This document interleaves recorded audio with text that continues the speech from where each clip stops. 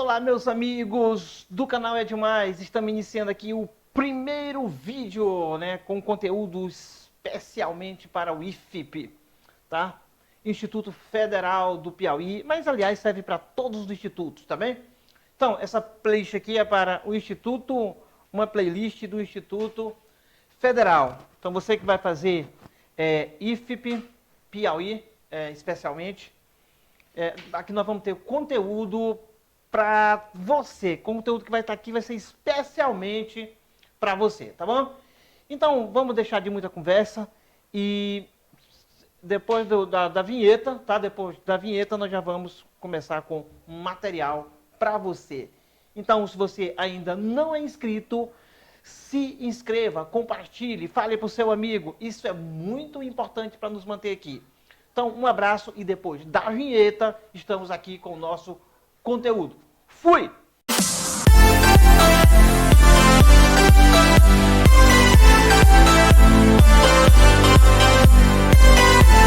Olá, meus amigos! Você que está inscrito, você que não está inscrito, deixe seu like aí para nós.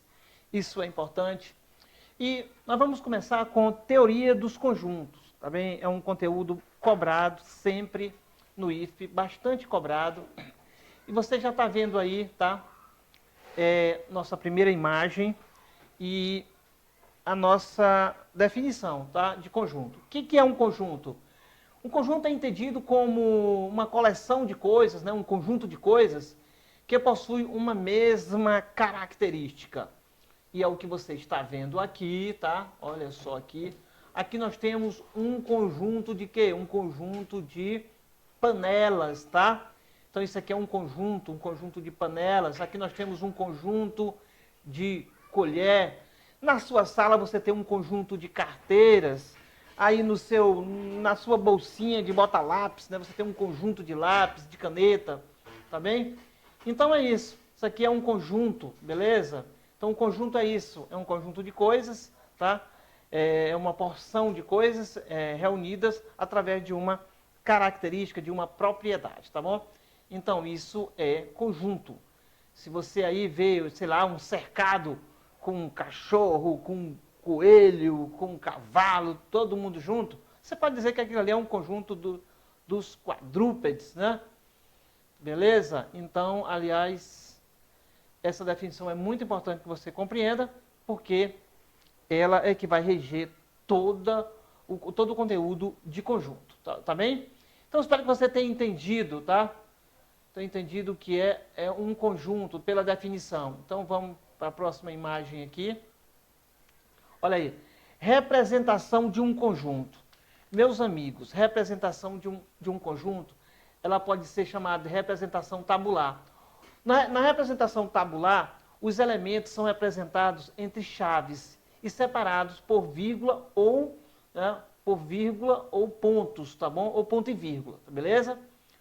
Olha aqui, nós temos aqui dois exemplos. Nós temos aqui o conjunto A. Opa, tem até aqui um exemplo já. Opa, vou até apagar isso aqui. Mas nós temos aqui um conjunto A, onde os elementos são separados por vírgula. Nós temos primavera, verão, outono, inverno, são separados por vírgula. No conjunto B, vê que nós temos um conjunto com números decimais. Então, isso nos obriga a separar os elementos por ponto e vírgula, tá? Ou seja, logo após um ponto e uma vírgula, você vai ter um outro elemento, tá beleza? Você vê que se eu não colocasse ponto e vírgula, pelo fato do número ser decimal, isso causaria uma confusão. E aqui nós tínhamos um exemplo aqui de um conjunto C, tá? Que, olha só, representado através de uma chavezinha aqui, olha aí. Por exemplo, eu tinha aqui o número 2, o número 4, o número 6, o número 8, não é isso? Então, isso aqui é um conjunto, tá? Também representado de forma tabular, através de uma chave, tá bem? Então, é isso aí. É uma representação muito importante.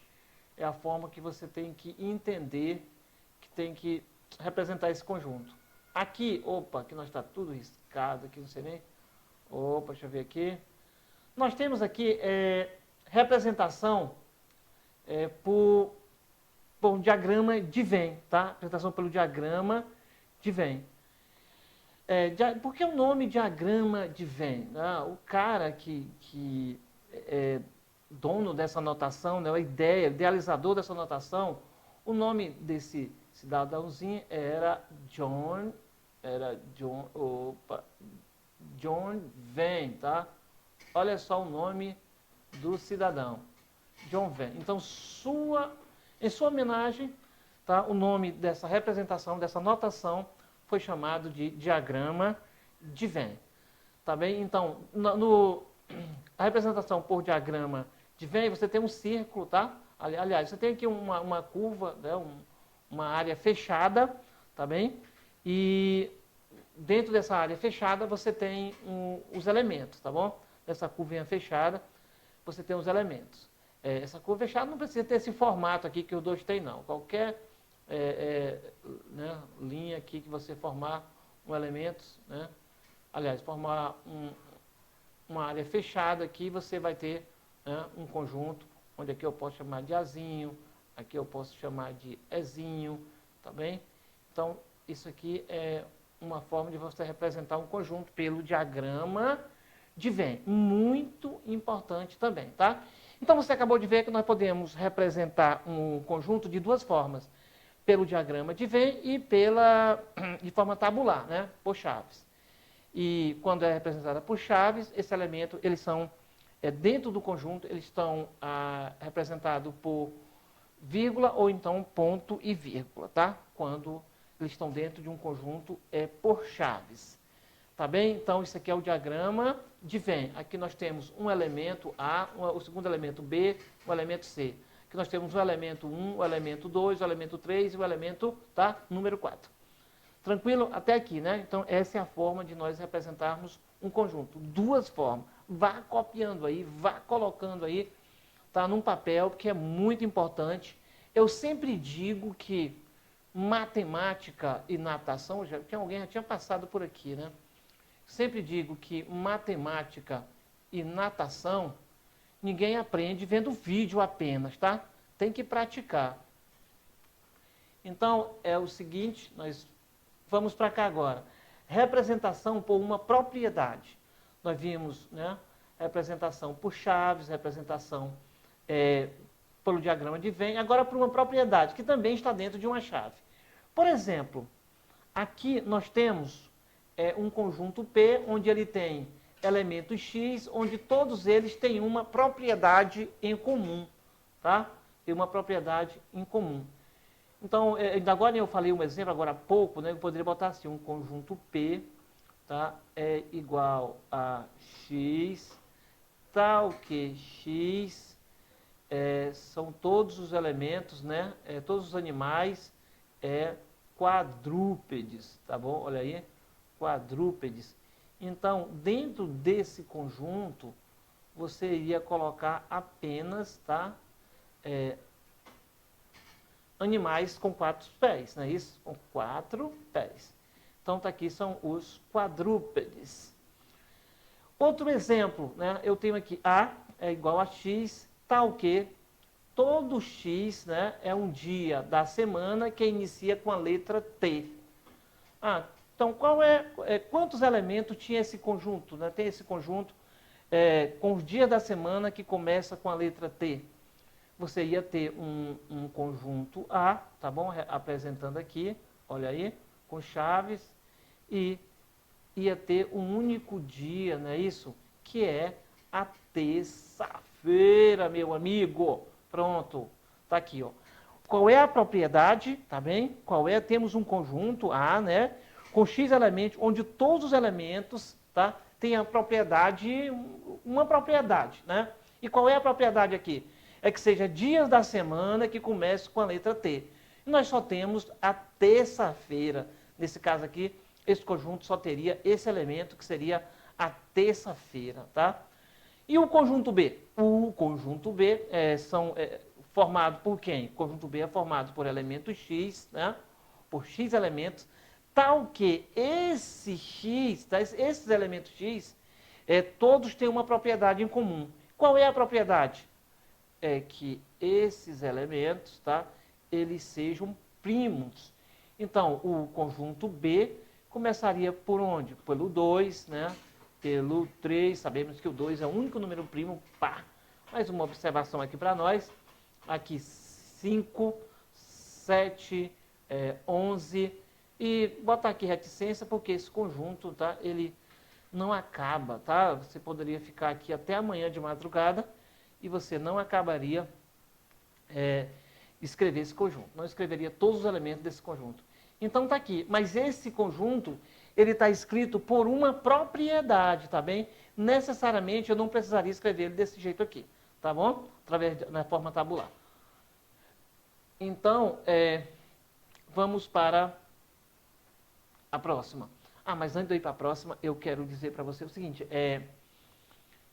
que nós vimos o quê? Olha só, vou só voltar aqui, olha aí, ó, voltar aqui, tá bem? Olha aí, opa, é anterior, estou perdidaço aqui, mas a gente já se ajeita, tá bom? Olha só, nós vimos conjunto, tá? Nós vimos o que era um conjunto, e agora nós vimos a representação de um conjunto, tá? Através de chaves, que é a representação tabular. Nós vimos a representação de conjunto através do diagrama de Venn. Nós vimos a representação de conjunto através de uma propriedade, tá? E agora nós vamos para um conjunto unitário, tá bom? Nós temos aqui, olha só, o conjunto unitário. O que é o conjunto unitário? O conjunto unitário é aquele conjunto que só tem um elemento, tá bem? Só tem um elemento. Então, ou seja, eu tenho um único elemento. Aqui um exemplo, olha só. O conjunto A, está aqui, ó. Esse conjunto A, ele está escrito por meio de uma propriedade. E isso é bem interessante que você consiga compreender que ele é unitário. O conjunto A, tá, formado pelos elementos x, tal que esse x é um número que multiplicado por 5 dê 15. Então, quantos números existem que eu multiplico por 5 e dê 15? Só tem um, não é isso? Só tem o número 3. Então, está aqui o conjunto A, tá, sendo representado. Então, isso aqui está sendo representado por uma propriedade, tá bem? Representado por uma propriedade. E bem que assim seria uma chave. Ó, aqui, ó, tem um parênteses, mas corrigindo aqui, é uma chave. Tranquilo, né? Então, está aqui o conjunto unitário, é aquele conjunto que só tem um elemento. Aqui é uma das formas de apresentar um conjunto unitário. Outra forma é visual, você colocar ele assim, tá? Na forma tabular, aqui, ou você colocar no diagrama de Venn e você visualmente vê que ele só tem um elemento. Tá bem? Essa forma aqui pode ser a forma mais complicada, é através da propriedade. Vamos aqui para o próximo. Conjunto vazio. Olha só aqui, meus amigos. Olha aí, ó. Conjunto vazio. Conjunto vazio é aquele conjunto que não possui elemento algum. Tá bem? Esse é o conjunto vazio. Ou seja, ele não tem elemento. E representa-se por esse símbolo aqui, tá bom? Esse símbolo aqui, ou aqui, olha só, essa forma tabular, sem nada, entre chaves aqui. É um conjuntozinho aberto em chaves e fechado com chaves. E botar aqui um pouquinho maior, olha só, representamos um conjunto vazio. E também ele pode ser feito assim, ó, com chaves, viu?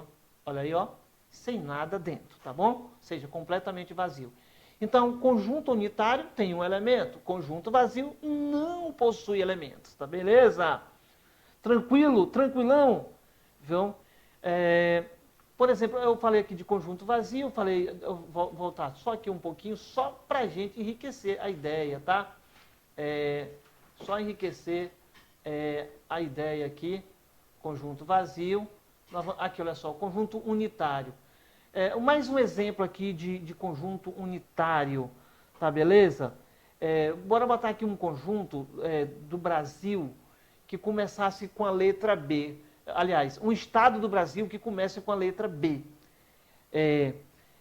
Bora botar aqui um conjunto M, tá? Um conjunto M em que dentro desse conjunto M fosse colocado apenas estados que começam com a letra B. aí você colocaria quem, gente? Qual é o estado que começa com a letra B? É a Bahia, né? Eu já botei isso na prova e o aluno colocou Brasília também. Brasília não é um estado, né? Brasília é um distrito, é o Distrito Federal, onde fica o governo, né? O governo federal. Olha só. Então, isso aqui é um conjunto unitário, tá beleza, gente? Então, vamos aqui para a próxima. Aí vem para o conjunto vazio. Tá? É um conjunto que não possui elemento. A própria definição, né, o próprio nome do conjunto já lhe diz isso. O conjunto B, está aqui, ó. O conjunto B é formado por elementos x, tal que, né, x é todo número em que multiplicado por zero dá 15. Ou seja, nós sabemos que todo número multiplicado por zero vai dar zero, não é isso? Todo número multiplicado por zero dá zero. Então, nenhum número multiplicado por zero vai dar 15. Ou seja, então, esse x não existe. Logo, esse conjunto B é um conjunto vazio, tá? Você vê que ele foi representado aqui assim, ó, símbolozinho de vazio, mas esse conjunto B, ele poderia também ser representado por uma chavezinha aqui, ó. Minha letra não está lá essas coisas, mas vai melhorar. Eu lhes garanto. Tranquilo? Conjunto vazio. Não tem elemento, né? Então, o conjunto unitário tem apenas um elemento. Vamos aqui para o nosso próximo. Olha só, conjunto finito e conjunto infinito. Pronto. Você vê que nós estudamos ali conjunto unitário, tem um elemento. Nós estudamos conjunto vazio, que não tem elementos. Agora nós vamos para conjuntos finitos, tá? E conjuntos infinitos. Ou seja, são conjuntos com elementos, tá bem? Tem elementos que você vai contar e vai chegar a um fim, tá bem? Vai ter um fim na sua contagem, beleza? Você vai chegar ao número total de elementos desse conjunto, e vai ter outros que você não é possível chegar nesse fim. Então você vai ter aqui, ó, o conjunto finito. Um conjunto finito, se for vazio, ou se ao contar seus elementos, um a um, chega-se ao fim, né? Ao fim da contagem. Tá bem? Olha só aqui um exemplo. Nós temos o conjunto A, em que ele tem os elementos Azinho, elemento Bzinho, elemento Czinho, Dzinho, até o elemento Fzinho. Então, você pode contar quantos elementos tem aqui. Tá? Então, isso aqui é um conjunto finito.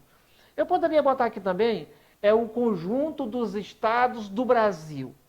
É um conjunto finito, né? Nós sabemos que o Brasil tem 26 estados, né, e um distrito federal. E, então, seria também um conjunto finito. Conjunto finito é aquele que realmente você consegue contar todos os elementos desse conjunto.